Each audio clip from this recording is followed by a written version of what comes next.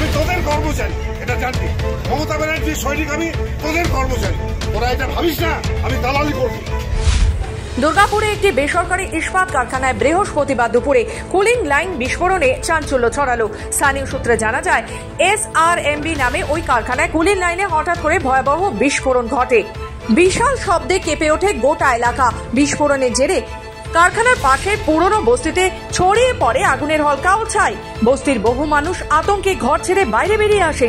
স্থানীয় বাসিন্দারা জানান, বিস্ফোরণের সময় বিশাল শব্দ হয় এবং কুলিং লাইনের পাইপ উড়ে এসে বস্তির কাছাকাছি পড়ে। প্রাথমিকভাবে বেসরকারি সূত্রে জানা গিয়েছে, এই ঘটনায় 2 জন আহত হয়েছেন। তবে কারখানা কর্তৃপক্ষের তরফে কোনো সরকারি বিবৃতি এখনো মেলেনি। বস্তিবাসীরা জানান, যদি এই ঘটনা রাতে ঘটতো তাহলে প্রাণহানির সম্ভাবনা থেকে যেত। বহুদিন ধরে এই কারখানার মালিক পক্ষের অবহেলার কারণে এমন দুর্ঘটনার আশঙ্কা ছিল বলে দাবি স্থানীয়দের। কি হয়েছিল? হাতি বাস্ট হয়ে গেছে, তারপরে বস্তি আমরা আগুন পড়েছে, অনেক লোক ভিতরে মানুষ মারা গেল, আমাদের অনেক বস্তির লোক মানে অসুস্থ হয়ে গেছে। এখন এই মাস রাজ্য তো কি হয়তো আমরা কোথায় যাবো?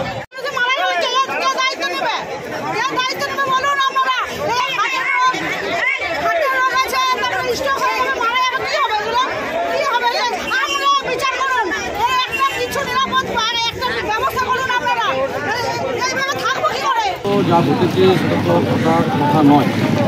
কথা হচ্ছে যে ম্যানেজমেন্টের যে দায়িত্ব সেফটি এবং সেটা তো নেই শ্রমিকদের ক্ষেত্রে। কারণ হচ্ছে যে শ্রমিকদের যে নিরাপত্তা দেওয়ার কথা ম্যানেজমেন্ট তা দিচ্ছে, আর না দেওয়ার কারণ হচ্ছে তৃণমূলের জামানাতে যে বারবারন্ত ম্যানেজমেন্ট শুরু হয়েছে, যা খুশি তাই ম্যানেজমেন্ট করছে, আর ঘটনার ফলেই এই ঘটনাগুলো ঘটছে।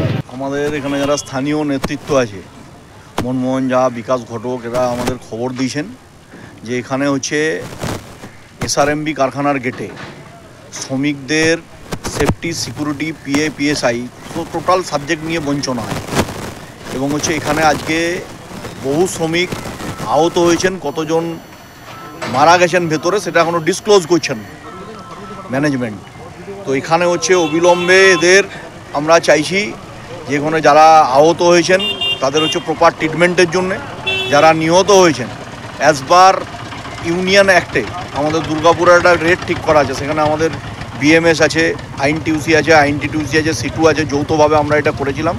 সেই অনুযায়ী সমস্ত শ্রমিকদের ক্ষতিপূরণ দিতে হবে। আর এই SRMB ম্যানেজমেন্ট বিভিন্ন সময় আমরা এর আগে আপনারা দেখেছেন আমরা এই গেটে অবস্থান করেছিলাম। কারণ হচ্ছে এরা ESP মেশিন চালায় না, টিন খুলে দিয়ে প্লাস্টিক লাগিয়ে রাখে, শ্রমিকদেরকে হচ্ছে প্রপার PSI দেয় না, শ্রমিকদেরকে কন্ট্রাক্টর দিয়ে এরা যদি বিহারের লেবাররা এখানে মারা যায় সেই বডি প্যাকিং করে বিহার পাঠিয়ে দেওয়া হয়। আর SRMBর যে ইউনিট আছে, নতুন যে ইউনিটটা দেবুপাড়ে ওইদিকে, সেখানে ওদের ইন্ডাকশন ফার্নেসকে ঠান্ডা করার জন্য ওদের জলের লাইন আছে। সেই জলের লাইনে কোনো ইয়ের জন্য দুর্ঘটনা ঘটেছে, বাস্ট হয়েছে এবং হেভি স্টিমও হয়েছে, ডাস্টও উঠেছে এবং এত বিকট আওয়াজ হয়েছে, বাইরের মানুষ হয়েছে, বিশাল কিছু দুর্ঘটনা করেছে। আমি ভিতরে গিয়ে দেখলাম যেখানে ঘটনাটা ঘটেছে, ঘটনাস্থলে আমি গিয়েছিলাম, পুলিশের সাথে ঘুরতে দেখলাম যে বাইরে থেকে যতটা মনে হয়েছে, কিন্তু ঘটনাটা আমরা কিছু নয়। 1 জন আহত হয়েছে, 2 জন আহত হয়েছে। একজন তার মধ্যে গাড়ির ড্রাইভার আছে, ওখানে একটা গাড়ি পাস করছিল, আগুনের হলকা, ওই যখন বাস হয়েছে সম্ভবত আগুনের হলকা বেরিয়েছে, তাতে গাড়ির ভিতরে যারা যেখানে ড্রাইভার বসে, ড্রাইভারের ওইখানটায় কিন্তু ওটা পুড়ে গেছে। ড্রাইভারও আহত হয়েছে এবং আরেকজন বোধহয় পালাতে গিয়ে তার আহত, 2 জন আহত হয়েছে।